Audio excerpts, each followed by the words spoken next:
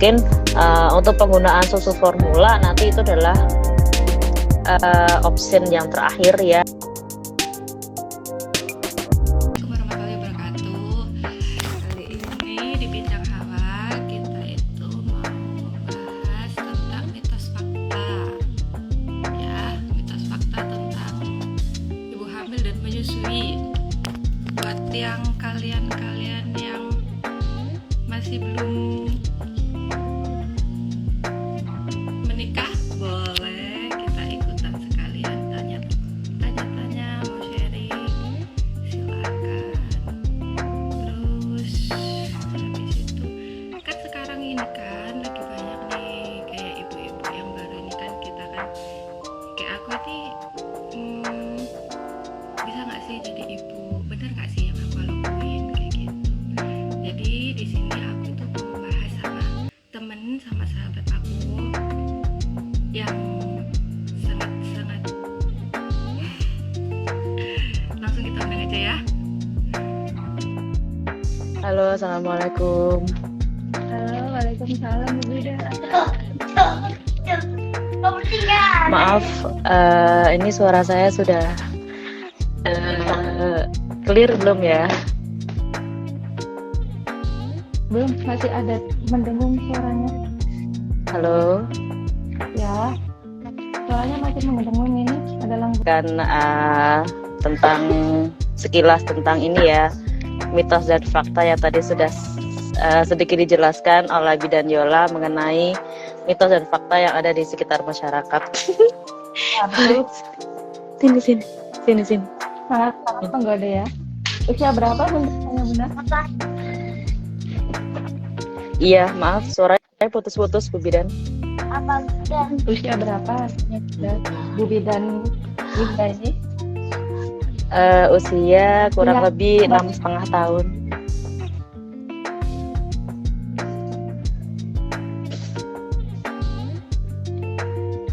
Baik.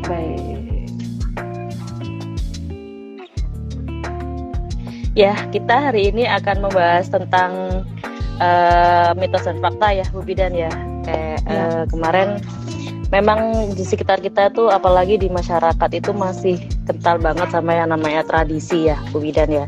Tradisi yang masih kental banget, yang kadang itu bener nggak ya, bener nggak ya, ini informasi yang kadang di masyarakat itu memang membuat ibu hamil itu bingung. Saya harus nurutin nggak ya gitu. Kadang itu yang membuat para ibu hamil itu, kadang yang awalnya dia sudah cari-cari informasi ternyata itu nggak boleh, ternyata dapat informasi dari masyarakat sekitar itu boleh gitu. Kadang itu yang jadi rancu-rancu ya Bu Bidan. Mungkin di tempatnya Bu Bidan masih ada mitos dan fakta di sekitar, gimana nih Bu Bidan? Di daerahnya Bu Bidan masih ada, mungkin Bu Bidan pernah dengar tentang mitos-mitos di sekitarnya Bu Bidan? Mungkin Banyak sekali di sini karena di daerah saya ini kan terlalu banyak ibu baru, ibu muda dan ibu baru yang masih baru awal-awal melahirkan seperti itu kan. Jadi masih kayak sama orang tua atau sama sesepuh lah istilahnya, itu masih ada beberapa mitos-mitos yang kayak gini tuh, jangan seperti ini, jangan seperti itu gitu. Jadi terlalu banyak tantangan kayak gitu. Jadi istilahnya mereka otomatis akan takut, khawatir yang berlebihan gitu. Benar nggak sih kalau kayak gini gitu? Gimana Bu Bidan? contohnya gimana tuh Bu Bidan? Sebenarnya nih ya, kalau misal ukuran perut, bentuk perut nih, contohnya, oh ini perutnya ini tuh kayak terlalu menggantung ke bawah, itu tandanya anaknya laki-laki seperti itu. Gimana? Itu Masih ada ya Bu Bidan ya? Masih banyak. Iya, Berhubungan masih apa banyak ya. Di sini juga masih Iya. banyak ya sebenarnya. Jadi nanti kalau misalnya bentuk perutnya itu menggantung, anaknya cowok. Kalau misalnya bentuknya itu bulat, berarti anak cewek. Jadi sebenarnya memang kalau untuk menentukan jenis kelamin itu, untuk fixnya harus melakukan USG ya Bu Bidan ya. Tapi banyak sekali sih yang memang masih yang percaya akan tradisi seperti itu. Sedangkan perut menggantung itu dilihat dulu ya, mungkin aktivitas ibunya ya, mungkin ibunya jarang ikut melakukan senam yoga, jarang melakukan stretching, jarang melakukan olahraga seperti itu, tuh bisa juga membuat perut menggantung seperti itu. Dan itu tidak ada hubungannya sebenarnya. Mungkin pada saat itu mungkin hanya kebetulan, misalnya pada saat ibunya gantung, ternyata pas lahir itu laki-laki. Kemudian pada saat perutnya bulat itu ya, itu pas lahir ternyata perempuan. Nah, itu mungkin dijadikan suatu patokan untuk masyarakat sekitar. Berarti nanti kalau perutnya seperti ini bakal nanti jenis kelaminnya seperti ini. Nah, itu yang sebenarnya harus mungkin boleh untuk di di sharing, boleh di pilah dan dipilih gitu kan, informasi-informasi mana yang sekiranya dia masuk akal seperti itu. Dan sekarang mungkin bunda-bunda milenial saat ini kan sudah semakin canggih ya, ada yang namanya sosial media.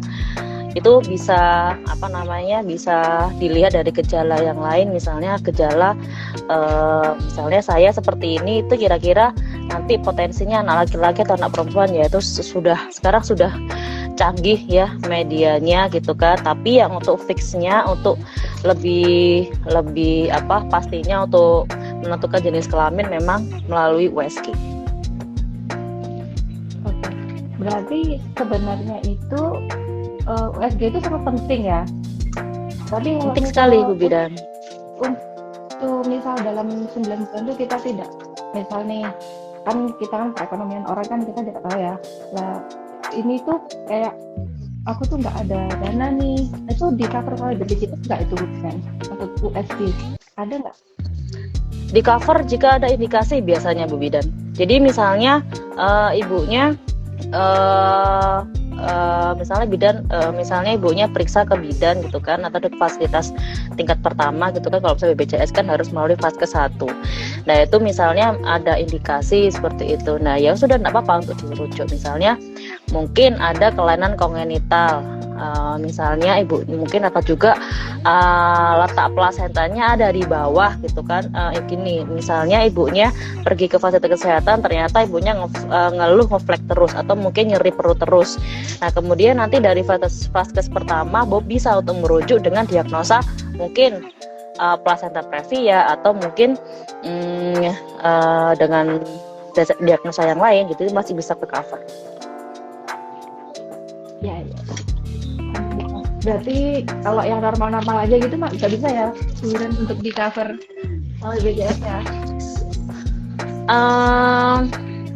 Insya Allah ya, kalau misal normal-normal aja insya Allah sih, saya kurang tahu ya, tapi mungkin nggak bisa sih kalau menurut saya. Cuman nanti saya juga masih belum tahu, nanti akan saya cari tahu dulu.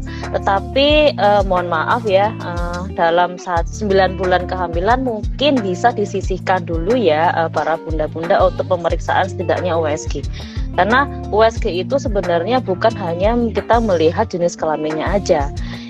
Jenis kelaminnya itu yang itu yang terakhir ya. Yang penting kita lihat dulu ada kongenital, ada kelainan kongenital atau enggak, gimana ketubannya, gimana detak jantung janinnya, atau kondisi-kondisi yang memang harus dilakukan pemeriksaan secara menyeluruh gitu sih. Dan juga bisa mendeteksi apakah ibunya ini ada preeklamsia atau tidak. Seperti itu tuh bisa dideteksi melalui USG tersebut. Jadi USG itu memang tidak hanya kita menentukan hanya jenis kelaminnya aja. Mungkin di masyarakat sekarang masih ada yang berpikiran bahwa USG itu tujuannya untuk menentukan jenis kelamin gitu, tapi sebenarnya tidak itu sebenarnya. Karena sekarang banyak sekali kasus ya Bu Bidan ya. Saya tuh beberapa kali lihat ya di media sosial tentang ada ansefali, atau tiba-tiba saat lahir ternyata tulang tengkorak bayi itu ternyata tidak ada gitu. Sekarang banyak sekali kasus-kasus seperti itu. Terus juga ada kelainan di bibir sumbing gitu kan. Jadi memang hal-hal yang seperti itu loh, supaya nanti disiapkan mentalnya ibu gitu ya. Jadi supaya ibunya bayinya saat lahir itu ibunya sudah siap menerima kondisi anaknya seperti itu gitu. Jadi ya setidaknya dalam kehamilan satu sekali lah gitu kan untuk melakukan. Tapi kalau sesering mungkin juga tidak masalah, lebih baik. Jadi nggak masalah ya seandainya, karena ada yang pernah tanya nih, kalau selama hamil itu 1 bulan sekali kita selalu USG, itu sinarnya baik nggak Monggo. untuk bayi? Nggak apa-apa karena dia kan menggunakan ini ya gelombang suara kalau tidak salah ya, kalau yang untuk USG itu. Jadi dia tidak masalah sih, 1 bulan sekali masih aman untuk dilakukan USG. Nah ini Bu Bidan, ini ada yang komentar nih, Bunda Nuri saja. Bu, kenapa saudara saya di USG cewek pas lahiran cowok gitu? Ya, terima kasih ya Bunda. Ini kadang juga banyak sekali yang berada di masyarakat ya, USG-nya apa, lahirnya apa gitu kan. Nah ini Ya, ditanya dulu nih USG-nya ini pada usia kehamilan berapa minggu gitu kan. Karena memang jika usia kehamilannya dia itu masih awal-awal, misalnya 16 minggu itu kan biasanya sudah terdeteksi ya jenis kelaminnya apa. Tapi kalau misalnya dari cewek ke cowok itu masih ada kemungkinan, tapi kalau dari cowok ke cewek itu mungkin kemungkinannya akan kecil seperti itu. Jadi memang jenis kelamin itu kalau misalnya deteksi pada saat usia di awal kehamilan mungkin bisa terjadi pada saat, mungkin bisa berubah seiring bertambahnya usia kayak gitu. Tapi kalau misalnya jenengan USG-nya di usia kehamilan 28 minggu tiba-tiba berubah jadi cowok, ya mungkin itu kemungkinannya kecil ya Bunda ya. Gitu. Tapi tadi ya balik lagi bahwa USG itu bukan hanya untuk menentukan jenis kelamin, tapi untuk mendeteksi adanya kelainan di janin seperti itu. Gitu. Saya kalau di USG perempuan gitu kan, biasanya yang keluar laki-laki mungkin sembunyi gitu kali ya. Iya, mungkin sembunyi ya itu prosesnya. Ini nih, Oke. Ada apa? Ada pertanyaan lagi dari Anita Nitax nih.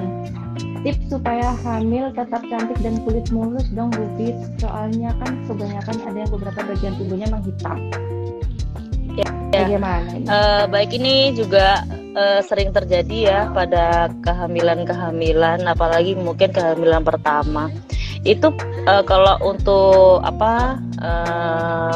adanya biasanya ada beberapa bagian tubuh yang menghitam atau mungkin terasa ada bintik-bintik di sekitar punggung dan lain sebagainya. Itu sebenarnya berhubungan dengan hormonal. Jadi memang pada saat hamil itu kan hormon ibunya kan memang ini ya berubah ya gitu. Jadi mungkin nanti insya Allah bisa menghilang sendiri setelah melahirkan.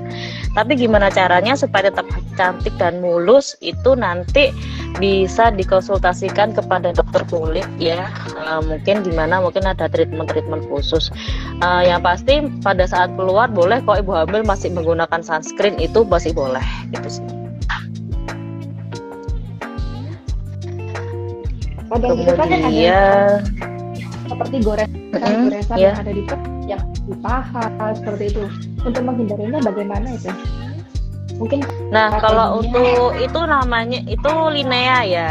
Kalau kita sebutnya itu adalah linea, atau mungkin kalau orang awam tuh sebutnya stretch marks.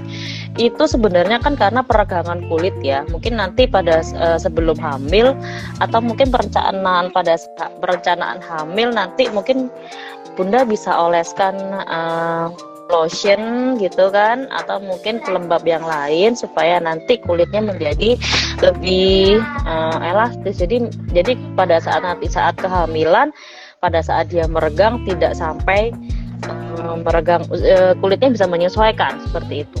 Jadi boleh menggunakan lotion dan lain sebagainya, pelembab. Tapi ya pasti harus aman ya. Atau mungkin kalau bunda-bunda di sini ragu, boleh untuk konsultasi kepada dokter kulit, bilang kalau sedang merencanakan kehamilan. Kalau misalnya belum hamil, kalau misalnya pada saat hamil bilang, dokter saya sedang hamil, kira-kira produk apa ya yang boleh saya gunakan gitu. Karena memang ada produk-produk kecantikan yang kandungannya memang berbahaya jika digunakan untuk ibu-ibu hamil. Apa sayang sih?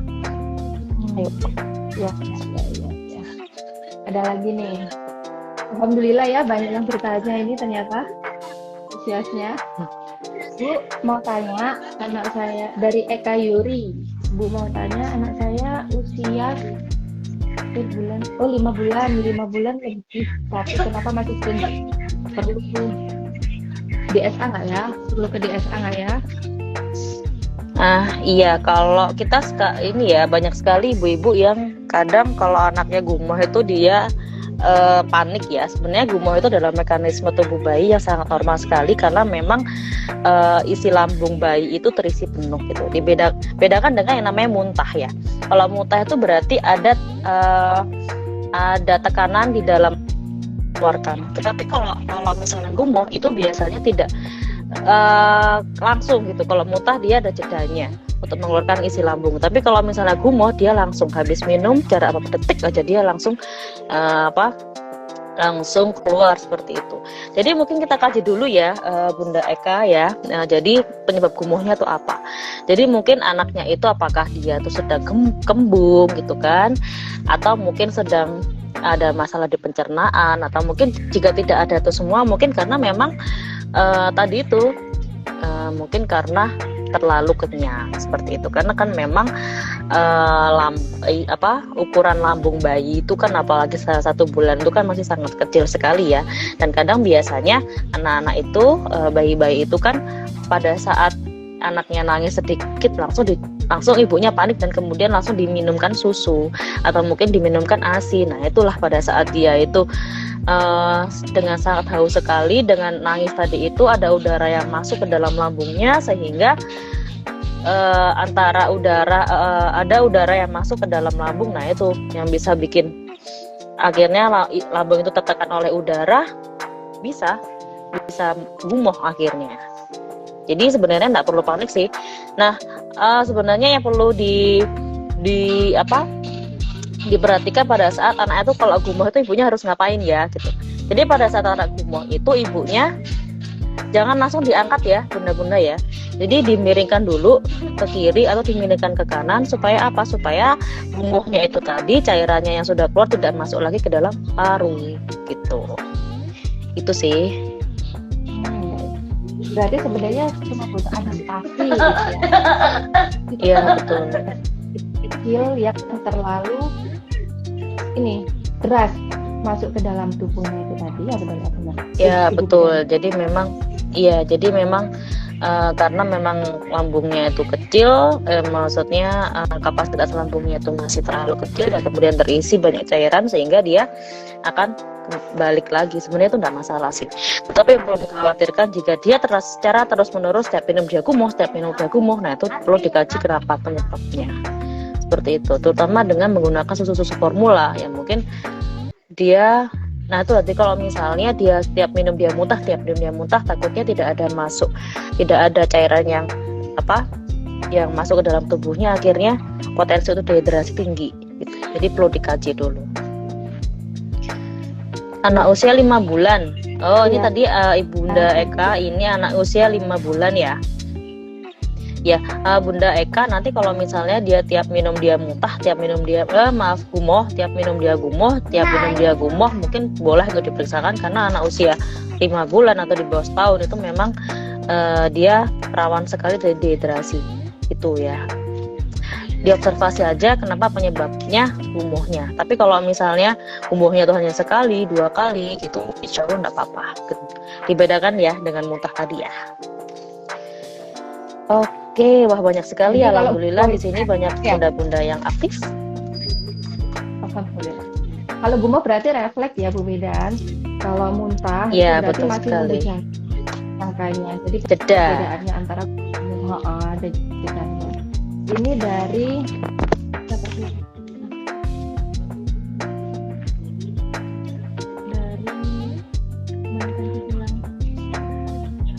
Pras Bu Bidan pengen anak cewek gimana caranya?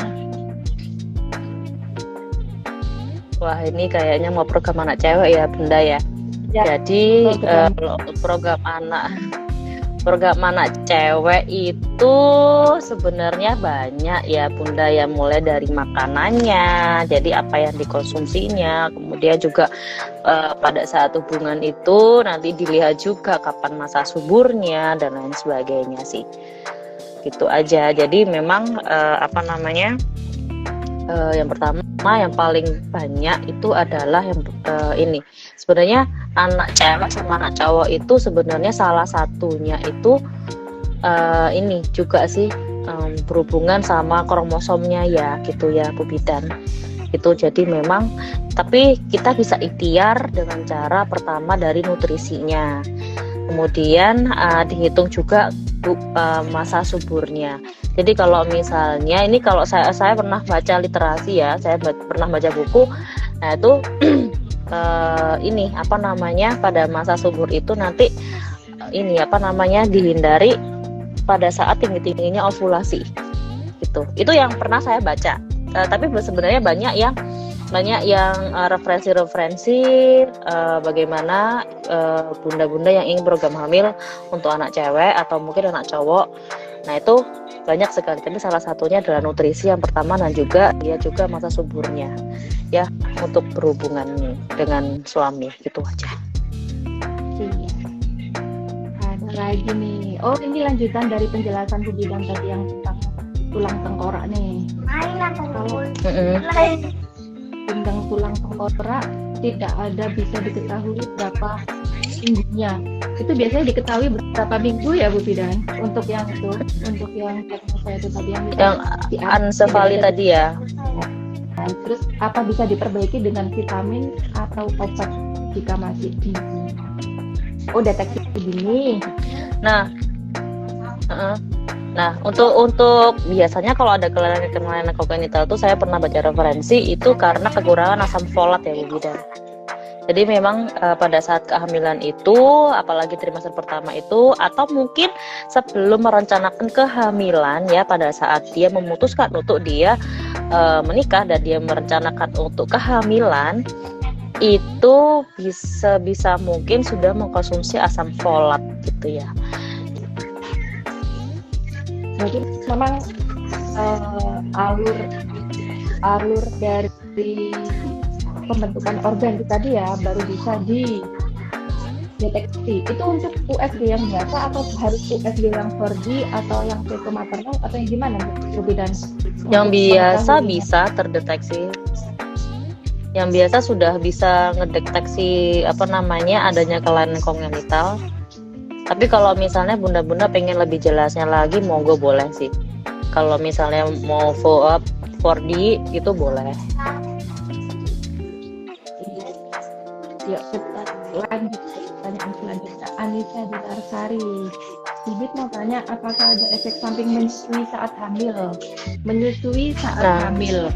Sama usia berapa ini Ibu Anissa? Anissa ini anak pertamanya usia berapa?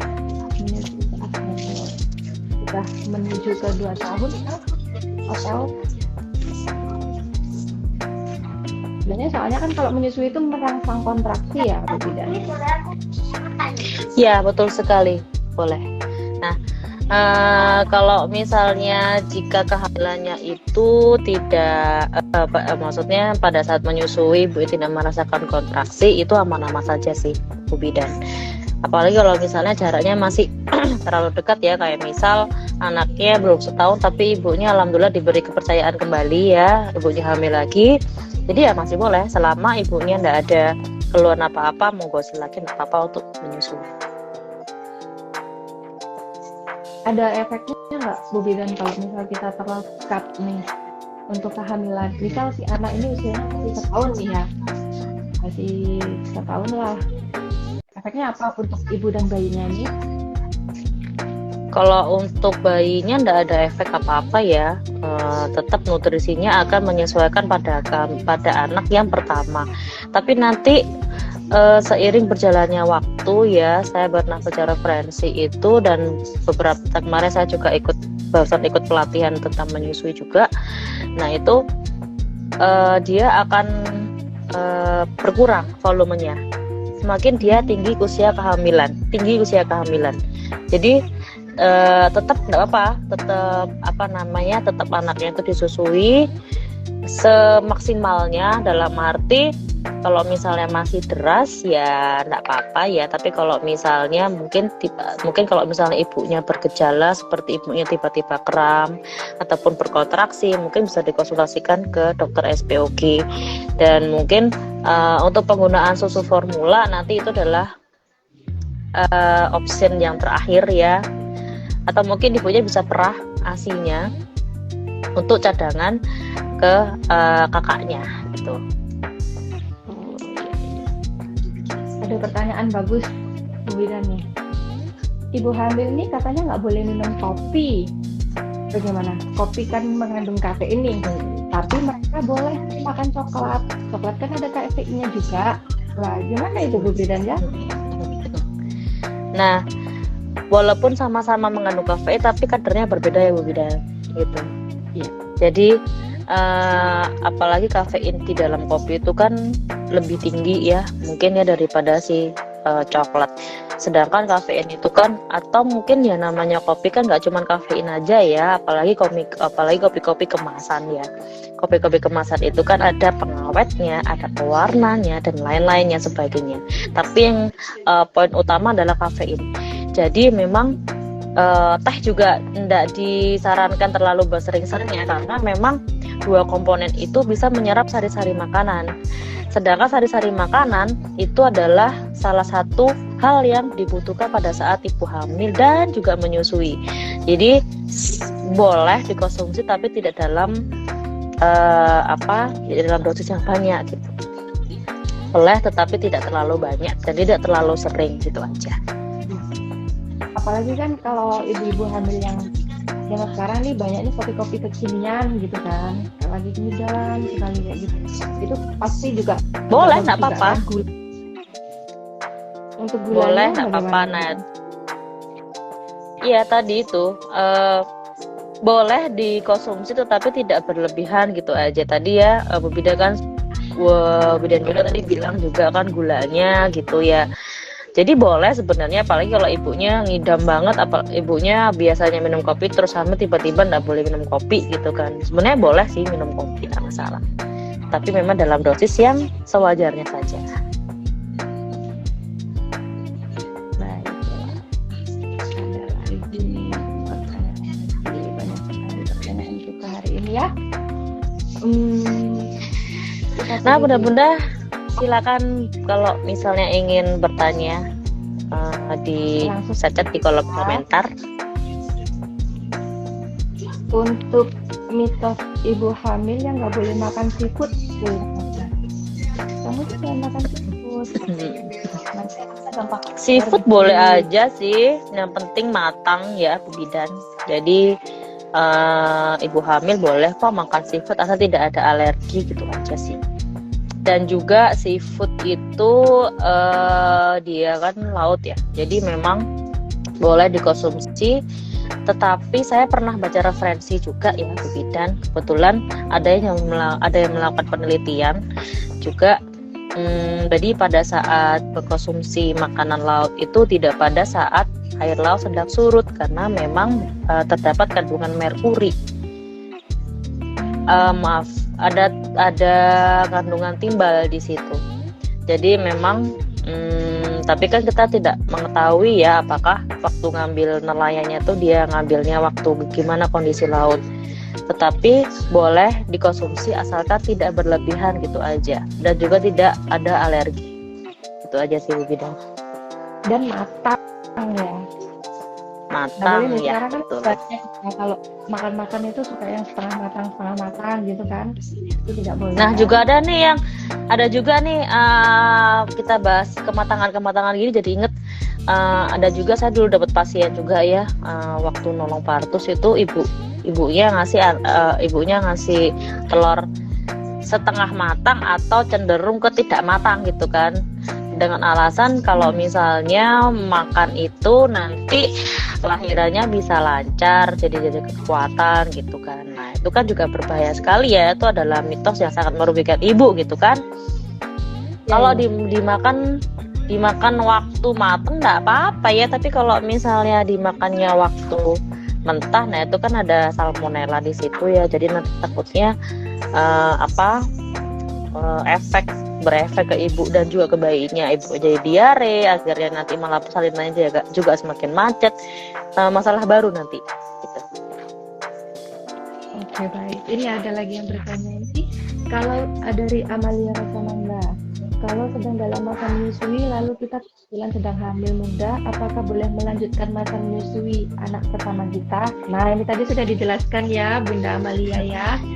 Tadi sudah ada pertanyaan seperti itu. Iya. Itu tidak apa-apa. Tidak lanjutkan aja.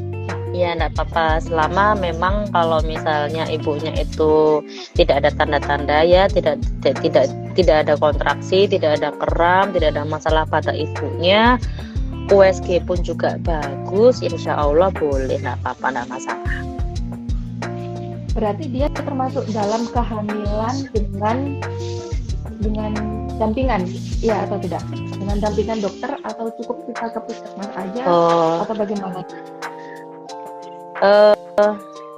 Boleh sih, pendampingan boleh, tetapi tadi sih kalau menurut saya gini, dia ini kehamilannya ini kehamilan riwayat anak pertamanya apa gitu. Kalau misalnya dia riwayat kehamilannya itu dia sesar, kemudian dia kehamilan selanjutnya dalam sebelum 3 tahun atau sebelum 2 tahun dihamil lagi, termasuk kehamilan yang beresiko, dan itu memang harus pendampingan oleh dokter SPOG bidan dan juga dokter SPOG gitu ya. Tapi kalau misalnya dia lahirnya normal-normal aja, itu cukup bidan aja bisa gitu, atau mungkin ibunya mantau sendiri bisa kan. Kalau misalnya ibunya pada saat nyusui kerasa kram, tiba-tiba ngefleng, monggo enggak apa-apa, langsung aja ke dokter atau ke bidan untuk dilakukan pemeriksaan gitu. Tapi selama ibunya itu fine aja, ibunya enggak ada masalah, asinya pun juga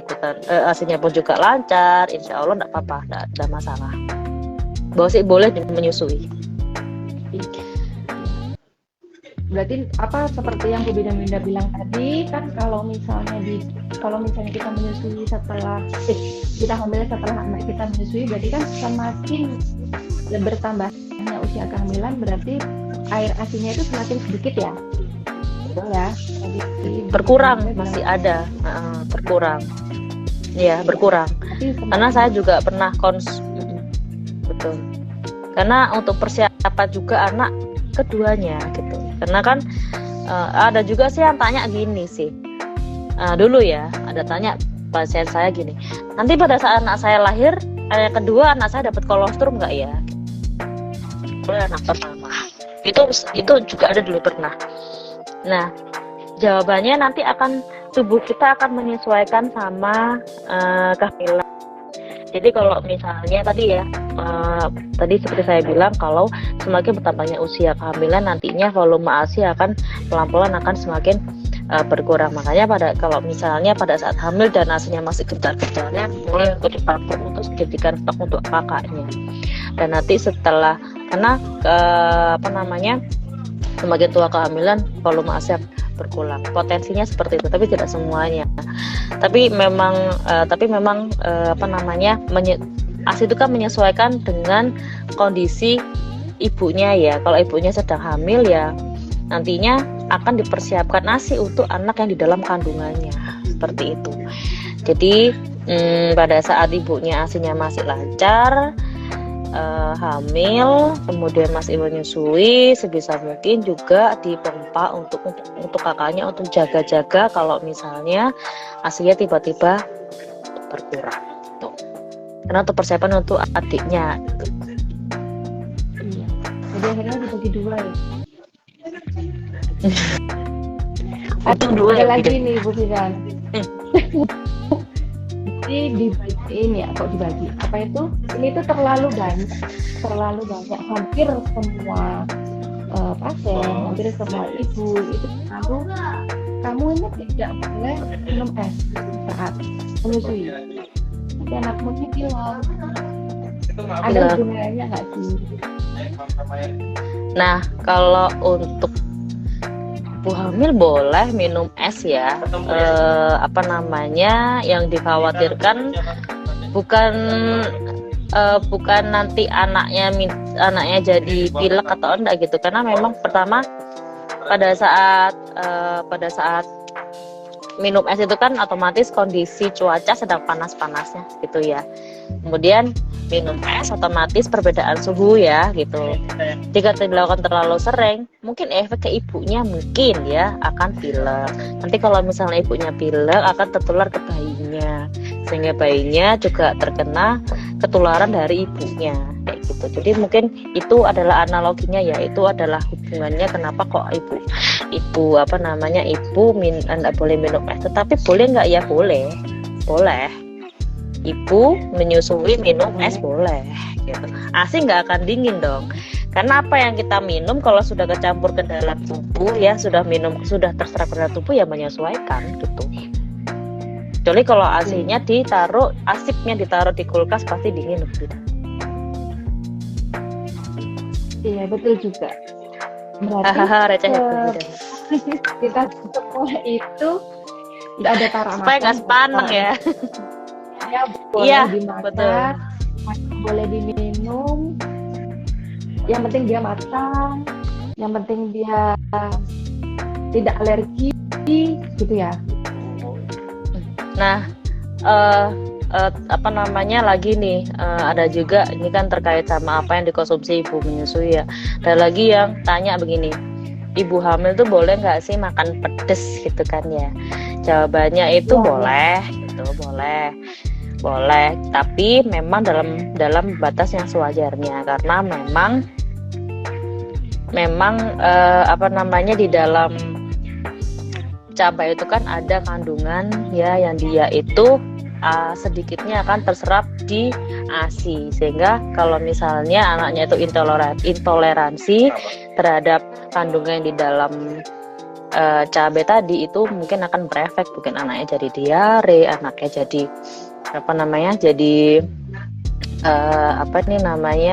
ya itu tadi ya, yang paling sering diare tadi sih, atau mungkin keluhan-keluhan yang lain kayak gitu. Boleh, tapi dalam batas yang wajar, itu aja. Oke, ada lagi. Kalau di sini tuh ada begini nih, Bu Dinan.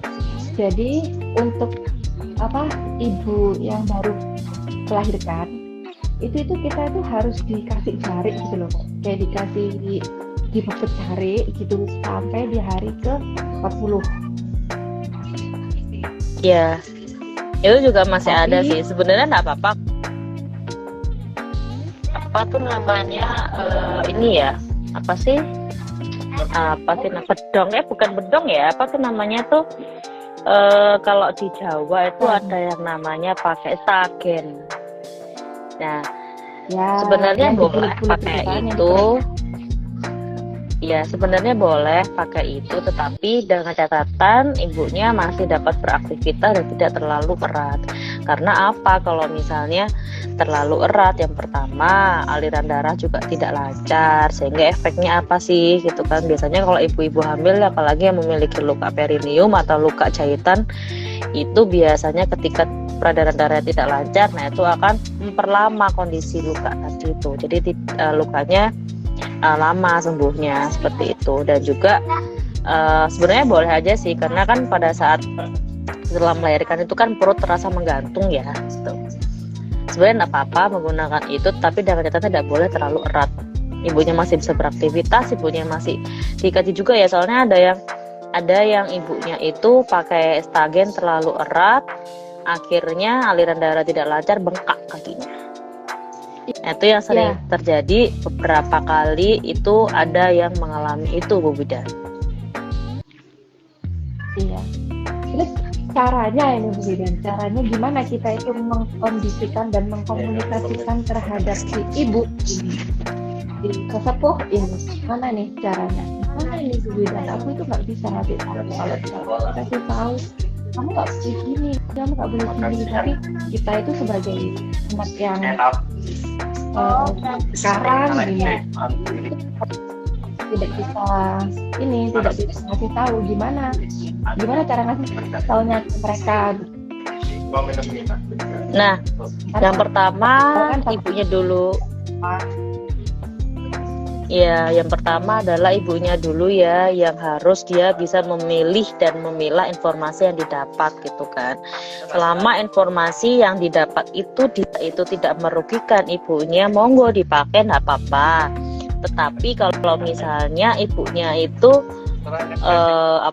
maksud saya keluarganya ibu itu dirasa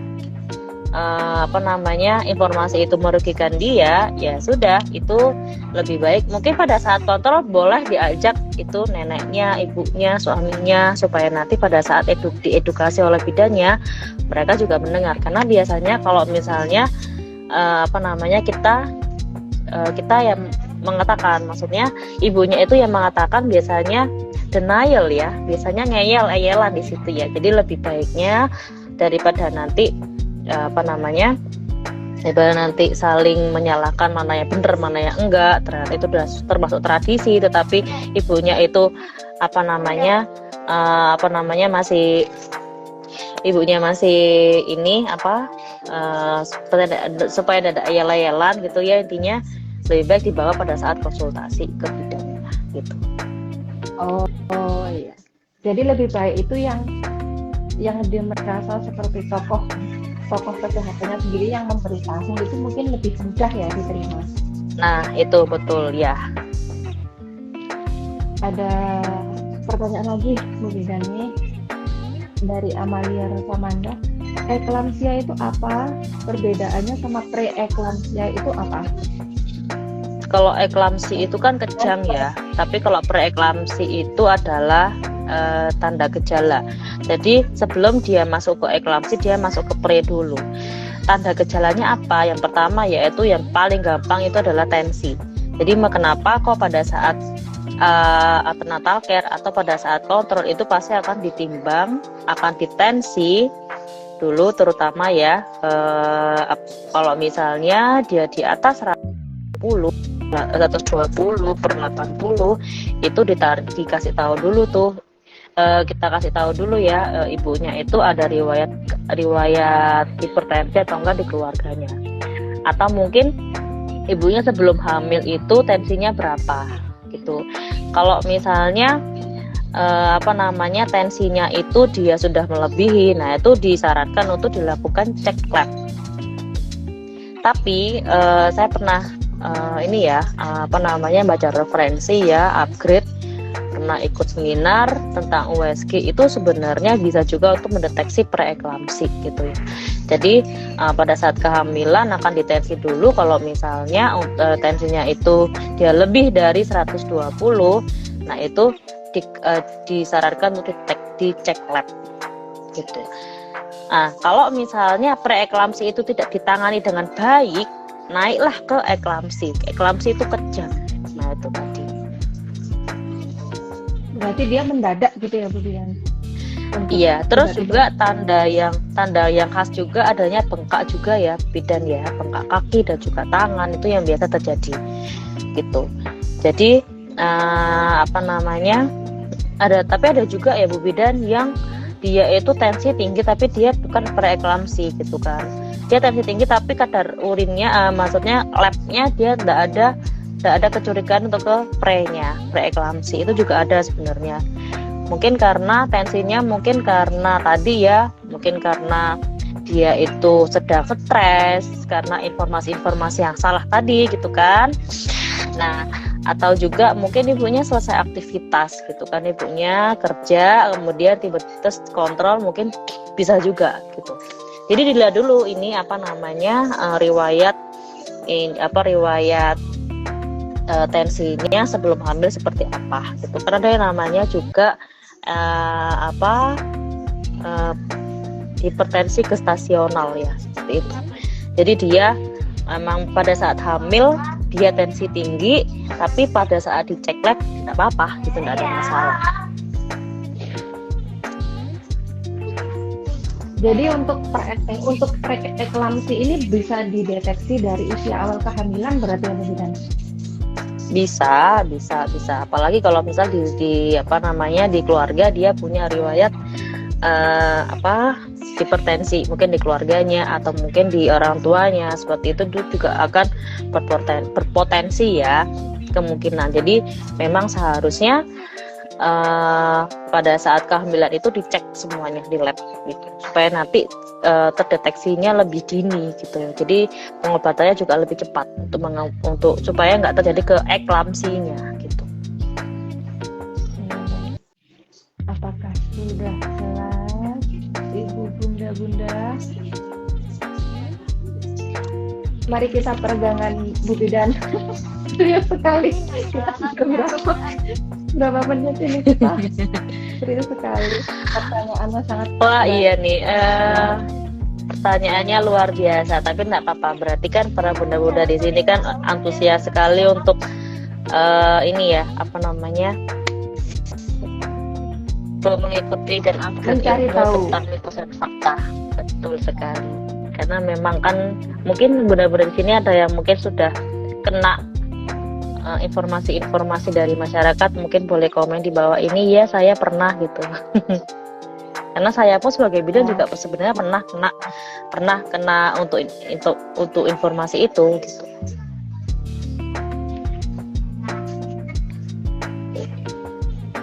Ada lagi nih. Kita lanjut. Oh ini ya. Oke, ini tadi barusan ada yang tanya kan ke DM ke WA saya. Iya.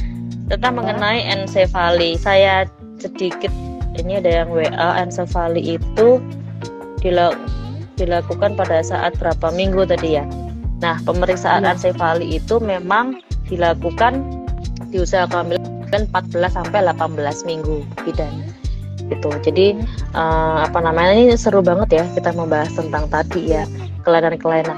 Jadi memang apa namanya, untuk tadi saya sudah jelaskan ya tentang masalah kelainan kongenital itu memang ibunya yang pertama harus ini dulu USG dulu yang pertama.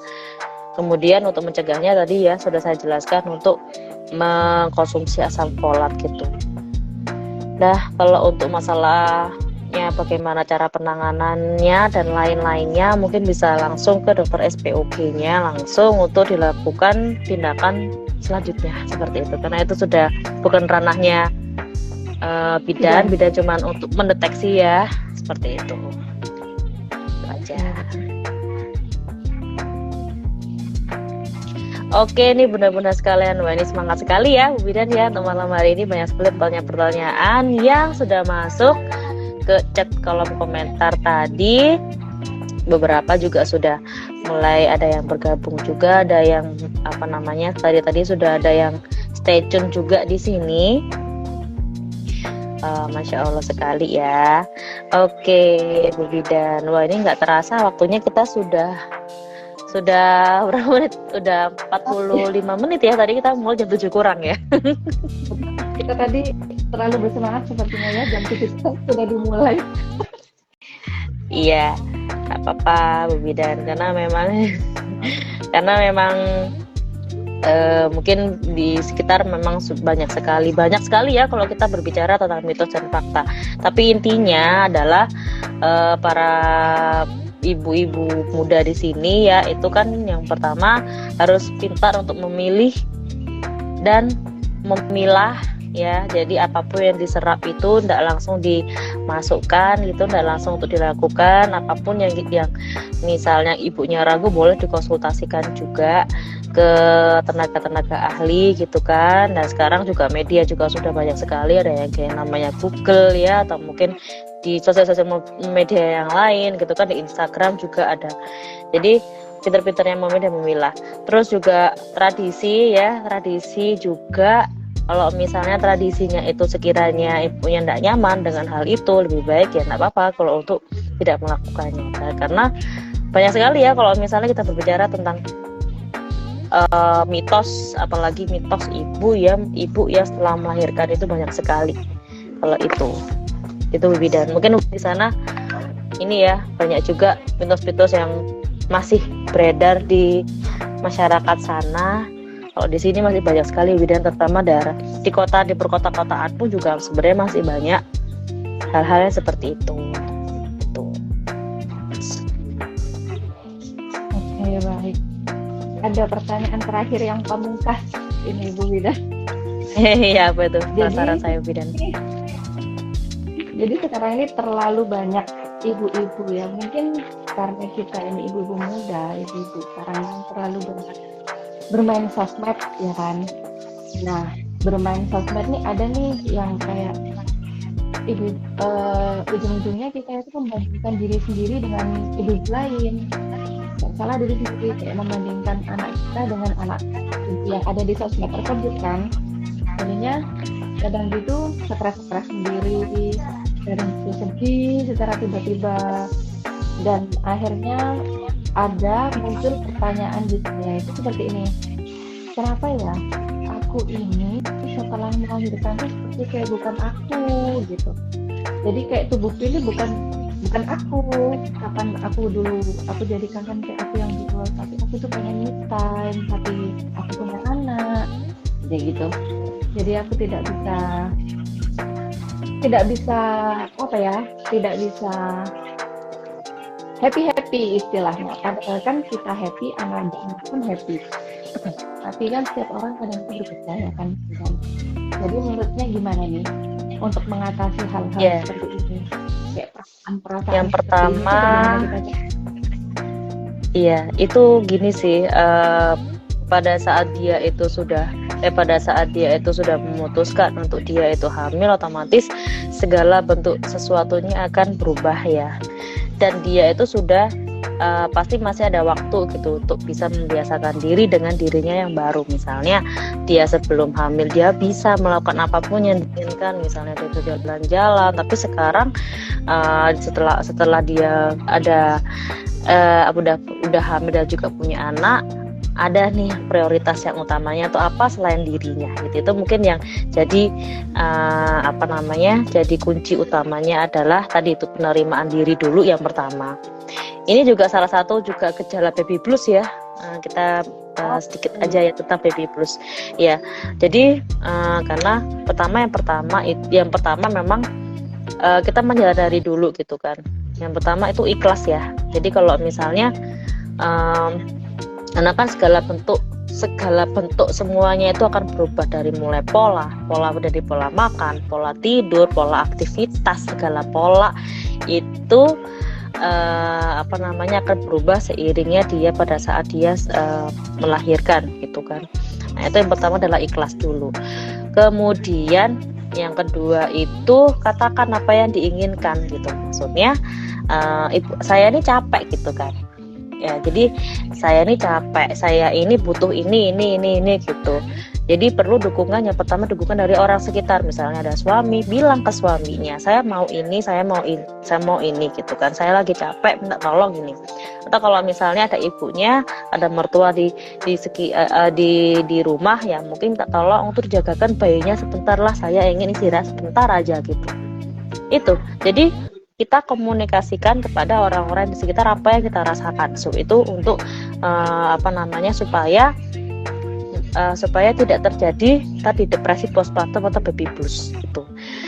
Kemudian untuk informasi-informasi yang di sekitar yang sekiranya dia tidak tutup informasi, intinya tutup informasi segala sesuatu yang bisa membuat dirinya itu menjadi seperti itu. Misalnya, kok kamu semenjak kok kamu habis melahirkan kok kamu jarang keluar sih, kok kamu habis melahirkan badanmu seperti ini sih, kok kamu kok anakmu nggak kayak anak-anak lainnya sih, kok kamu nggak seperti ibu-ibu yang lainnya sih. Kadang itu ada seperti itu, kok yang lain gitu ya. Iya, jadi pertama kita ya memiliki tubuhmu tuh kamu gitu ya. Jadi ini adalah kamu, ini adalah tubuhmu, inilah anakmu, inilah kehidupanmu yang baru, ya sudah. Jadi penerimaan yang pertama, ikhlas yang pertama, gitu. Dan untuk masalah bayi nih, misalnya bayinya kok nggak segendut anak yang lainnya ya, dan segala macamnya, akhirnya bikin ibunya stres segala macamnya. Nah, ada yang namanya tadi ya, seperti saya sebutkan tadi di awal, bahwa sekarang media itu banyak sekali. Cari tahu anaknya bener nggak sih, anak saya ini tergolong anak yang misalnya kurus gitu kan, kok nggak seperti anak yang lainnya gitu. Cari tahu dulu kalau nggak gitu, konsultasi dulu gitu, konsultasi ke mungkin ke bidan, dokter atau ahli gizi yang lainnya, bener nggak sih dokter ini anak saya itu seperti ini gitu. Itu untuk tujuannya itu apa sih? Tujuannya untuk meyakinkan diri sendiri juga bahwa anak saya itu tidak apa-apa gitu. Dan juga tadi ya memilah dan memilih informasi yang sekiranya baik untuk dirinya. Tapi kalau misalnya kira-kira dia nggak baik, ya sudah, tutup untuk informasi itu. Jadi kalau saya lebih ke cuek ya gitu. Cuek aja dengan apapun segala omongan yang tidak memberikan manfaat untuk dirinya kayak gitu. Tapi kalau misalnya informasi itu benar, ya sudah, nggak apa-apa gitu. Tapi kalau misalnya informasi benar, tapi kalau ibunya itu dia tidak serap dengan informasi itu, ya sudah, nggak apa-apa, nggak masalah. Selama itu tidak membahayakan dirinya dan juga membahayakan anaknya, itu nggak masalah gitu. Misalnya ada informasi yang benar, misalnya nanti untuk masalah makannya nanti ini ya makannya misalnya makan nanti pengolahan makannya misalnya udah mulai MPASI-nya nanti untuk menunya baiknya tuh kayak gini loh gitu loh. Nah nanti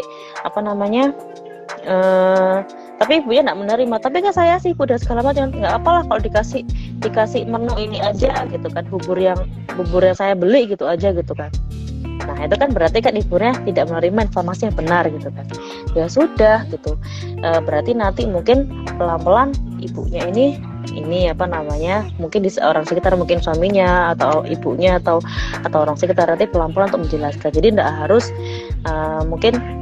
harus ibunya itu, pokoknya tidak harus langsung bilang ke ibunya kalau harus ini gitu. Pokoknya selama informasi itu benar, informasi itu ini ke dia ya, nyaman ke dia ya nggak masalah untuk di ini. Tapi kalau misalnya informasinya itu salah, dia masih belum yakin, ya mungkin bisa konsultasi gitu aja sih. Intinya harus. Jadi pelan-pelan. Apalagi kalau misalnya kita berbicara kepada orang-orang yang sedang mengalami baby blues gitu kan, itu mungkin agak sedikit gimana ya, agak kan sensitif ya. Jadi menggunakan kata-kata yang sekiranya belum kayak gitu. Biasanya orang seperti itu tuh sensitivitasnya tinggi sekali gitu kan. Jadi mungkin orang-orang sekitar pun juga bukan seharusnya ya, mungkin cara saya juga lebih peka dari sisi ibunya. Tapi dari sisi ibunya, kalau misalnya ibunya ngerasa informasi itu tidak berguna untuk dirinya gitu, ya sudah, nggak apa-apa gitu. Nanti mungkin ibunya akan mencari opsi-opsi yang lain. Misalnya aku nggak sempat buat makanan untuk anak saya mau pesan aja ke makanan ini. Oke lah, nggak apa-apa gitu. Yang penting nanti ibu ya tahu resikonya apa, ibunya tahu bagaimana nanti efek sampingnya apa jika menggunakan informasi itu, ya sudah, nggak masalah gitu. Yang penting ibunya tahu memilih dan memilah mana yang benar, mana yang enggak, nggak masalah. Tapi kalau informasinya sekiranya dia itu tidak berguna untuk dirinya, ya nggak apa-apa, nggak masalah sih.